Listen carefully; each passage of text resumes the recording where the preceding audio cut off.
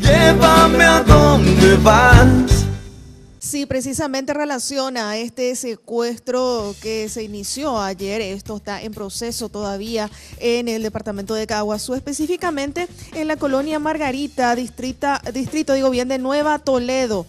Confirmaron familiares de los secuestrados que los presuntos secuestradores pidieron la suma de $300,000. Se trata de Alessio Dres, brasileño de 73 años, y su nieto de 12 años. El secretario municipal de Nueva Toledo, Víctor Carrera, manifestó a medios radiales que ambos desaparecieron durante la mañana de este lunes, mientras se encontraban yendo a la chacra para trabajar en un tractor.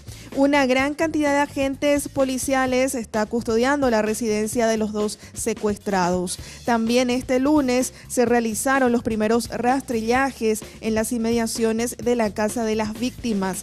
Y este martes, en lo que transcurre ya de esta jornada, se prevén nuevos operativos en la zona. De momento, entonces, este pedido de rescate por ambos colonos ya confirmaría entonces que se trata efectivamente de un secuestro. Reiteramos la suma, $300,000 es el pedido que se realizó a la familia.